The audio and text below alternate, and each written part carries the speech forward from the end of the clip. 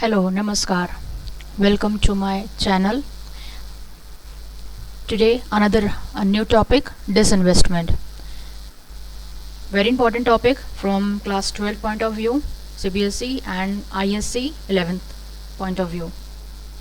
So, disinvestment is a term which we generally hear or read in the newspaper.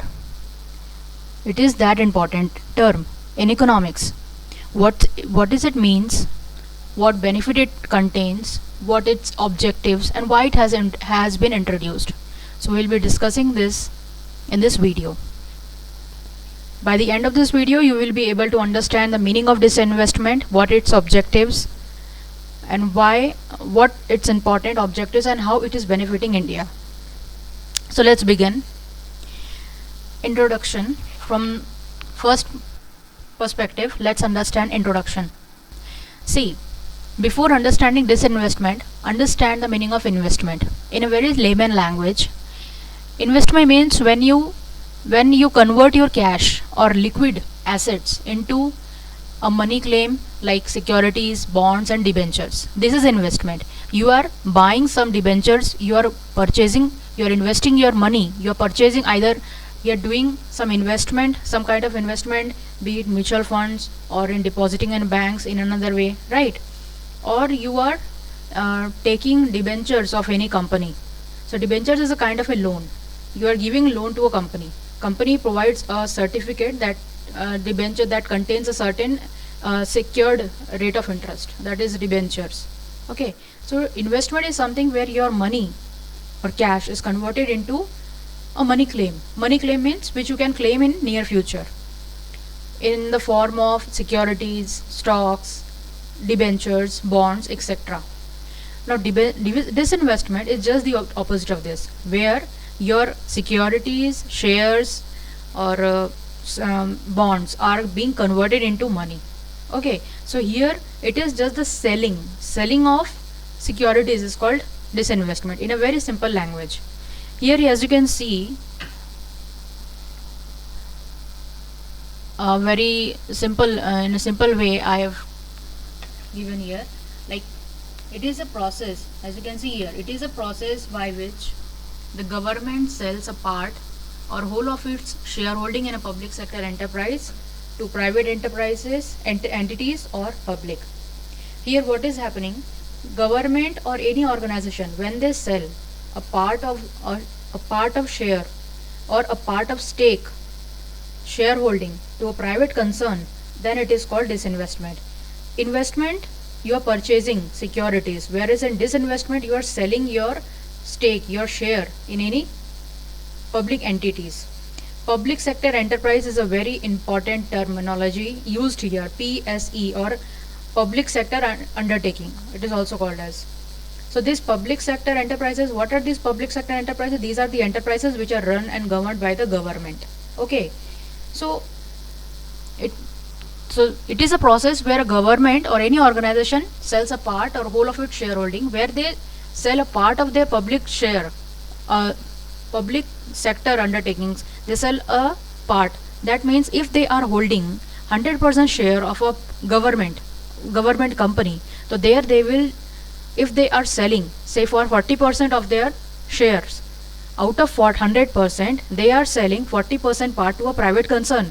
Now remaining 60% is with the government and 40% is with the private. So this 40% which they have sold is termed as a disinvestment. So they are selling a part of their public sector enterprises to a private concern. So this process is called disinvestment. Alternatively, it is referred as a divestment or divestiture. Divestiture. Do not spell it divestiture. It's not T, and T is not pronounced here. Divestiture is the divestiture. That is the real pronunciation of this. And this disinvestment has been started as a part of economic liberalization. You know, in economics history, India's economics history, 1991 period is a very important period. The reason, in that period major economic decisions took place, like that have introduced many big terminologies and that have changed the total image of India's economy. that LPG. Now I'm not referring to the LPG gas cylinder which we are using in our home. I'm referring to liberalization, privatization and globalization. So that economic liberalization, okay, that liberalization, under that liberalization, this disinvestment is a policy which has been adopted. So this is the meaning of disinvestment. Now if we discuss about, or if we understand a little about history, so let's see here. From the period 91 to 92 to 2001 to 2000 to 2001, total 31 public sector undertakings were sold out, and that for to 3038 crore rupees. In 2001, a separate department formed for disinvestment. A separate department has been formed, okay, for disinvestment purpose only. That means for selling purpose only, a different department has been created. 2004, now this department becomes a part of the Finance Ministry of India. In 2001 and 2 and 2003 and 4, maximum number of disinvestment of public sector undertakings took place. Maximum disinvestment means here number of companies, large number of companies has been sold out, or their shares, their stakes have been sold out by the government to private concerns. Now in 1617, restructuring of department. Again this department has been restructured and renamed as Department of Investment and Public Assets, which is termed as DIPAM. So this DIPAM, that is Department of Investment and Public Asset, this has been restructured in the year 1617. Now the one question, I believe one question may be arising in your mind, why this disinvestment has been introduced after all? What's the use of this? So you see here, when India becomes independent, which I have already discussed in the previous videos, we have a stagnant economy. We have so many problems and troubles in our economy. So that time huge investment was required. Huge investment was required. So we were a little brief I want to give here, a little insight why this disinvestment become the part of India's economic history and why it's important.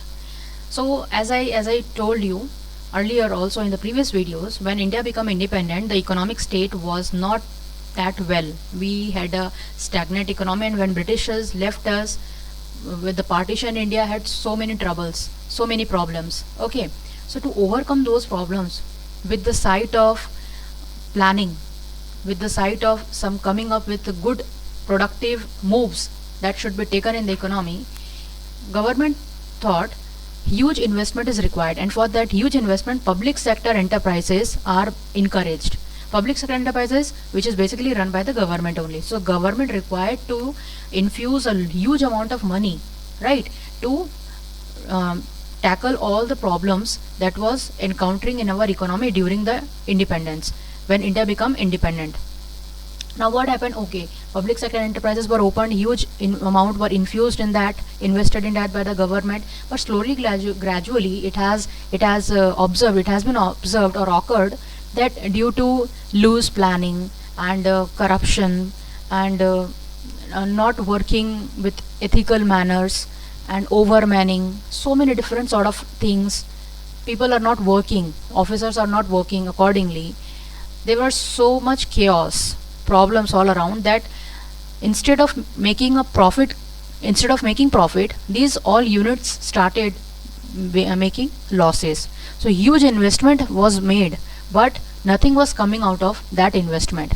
So to overcome this loss, government thought of a plan that let's sell this and let's encourage or give incentives to the private concern to come forward and take up the challenge of developing this new independent India.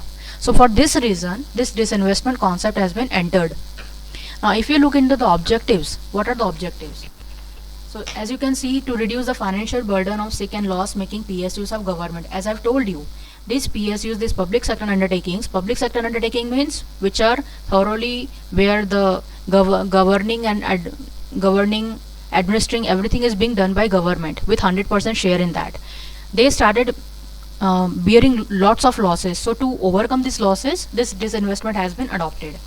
To introduce market discipline, to promote the growth of private sector, to fund growth and social sector welfare, and to improve public finances. So overall, the objectives states here that to encourage public sector, let the public sector be given incentives and let share the responsibilities of developing India with private sector.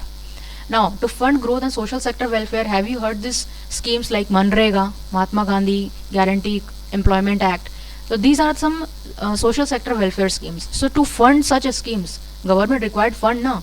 And if so many, say for now you assume the situation, so many companies are being run under government, okay, but none of the companies is bearing any profit. So it becomes very hard for the government to run, right?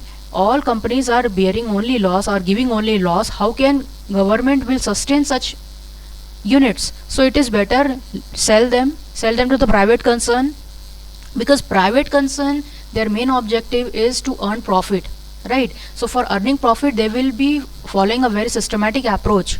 They will be following a very disciplined manner in which a systematic direction and all the management process will be done with the objective of earning profit. Okay, so in that purpose, they will overcome all the losses which had been incurred under public sector.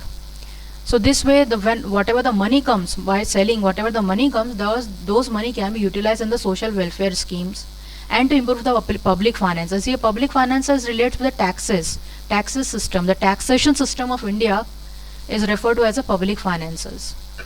And lastly, the importance of disinvestment. So as you can see, financing the increasing fiscal deficit, financing large infrastructure project for investing in the economy to encourage spending for social programs like health and education.